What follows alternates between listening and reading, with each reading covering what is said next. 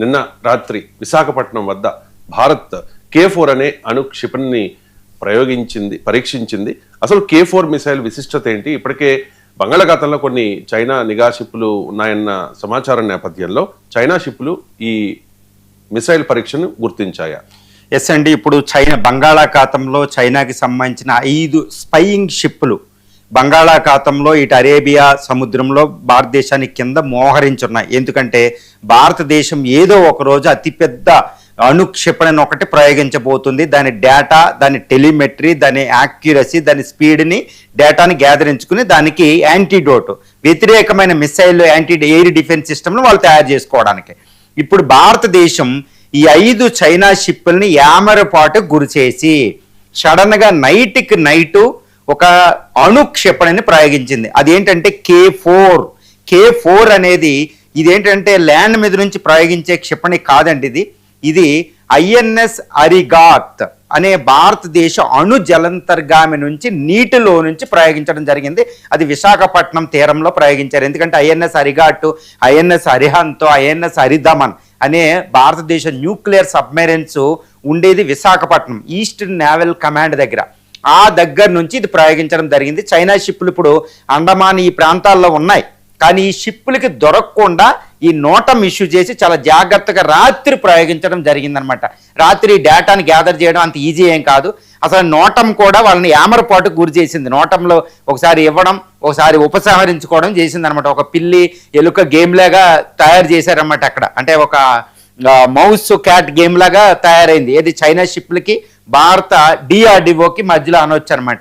ఇప్పుడు ఈ K4 ఈ అణు అంటే SLBM submarines launched submarine based launch ballistic missile SLBM అంటారన్నమాట. ఈ K4 అనేది 3500 కిలోమీటర్ల రేంజ్లో ఉన్న టార్గెట్ని డీల్ చేస్తుంది. ఇప్పుడు ప్రస్తుతం మిరువు కాదు. తర్వాత దీంట్లో 1 టన్ను అణ్వాయుధాన్ని మోసుకెళ్ళొచ్చి 20 టన్నుల బరువుతోటి ఉంటుంది. ఇది సాలిడ్ ఫ్యూయల్ అండి. ఇది చాలా వేగవంతమైన మిసైల్, Mach 2 స్పీడ్ తోటి ఉంటుంది అనమాట. ఇది బాలిస్టిక్ మిసైల్కి సంబంధించిందనమాట. ఇది సబ్మైరైన్ అంటే నీటిలోంచి 100 మీటర్ల లోపల నుంచి దీన్ని ప్రయోగిస్తారు లాంచ్. ఇది సబ్మైరైన్స్లో, ఇది జలంతర్గామి నుండి అనమాట ఈ క్షిపణిని ప్రయోగించింది. ఇది United states of America, Russia, చైనాల తర్వాత ఇంత భారీ మిసైల్ సబ్మెరైన్ బేస్ నుంచే స్వదేశీయంగా తయారు చేసుకున్న మిసైల్. దీని తర్వాత ఈ K4 తర్వాత దీనికి ముందు మనం K15 అనేది K7 అనేది ఒకటి ప్రయోగించాం. K15 ఇది 700 కిలోమీటర్ల రేంజే, ఇది 3500.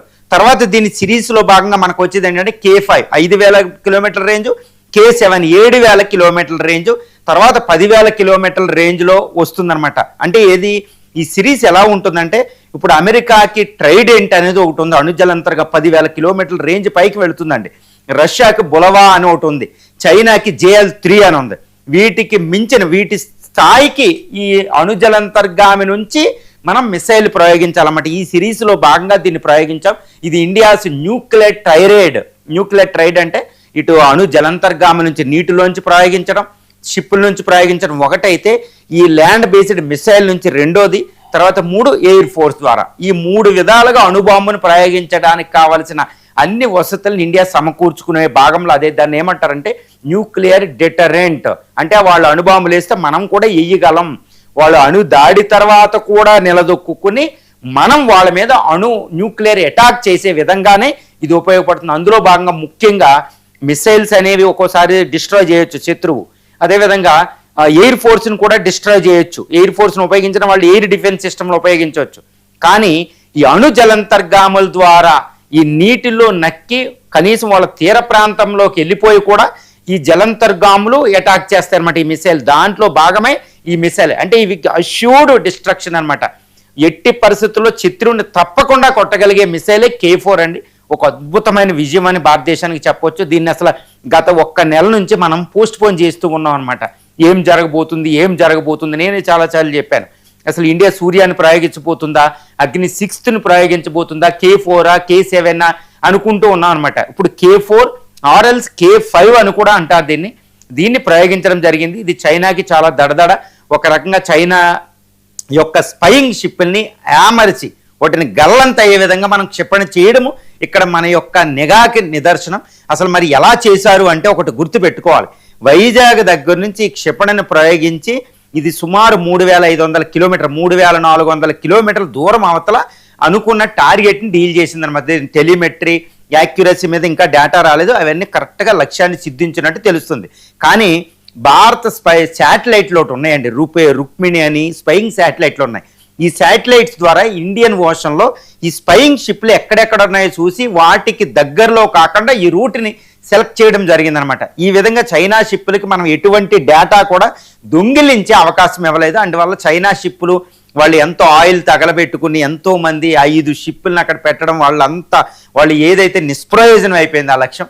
ఒక అద్భుత విజయం K4 మిసైల్తో ఈరోజు ఇండియా అణు జలంతర్గామి INS Arighaat, INS Arihant, INS హరిదమన్ ఇంకొకటి మనం తయారు చేయబోతున్నాం. ఇవి 6,000 టన్నులు బరువు ఉంటుందన్నమాట.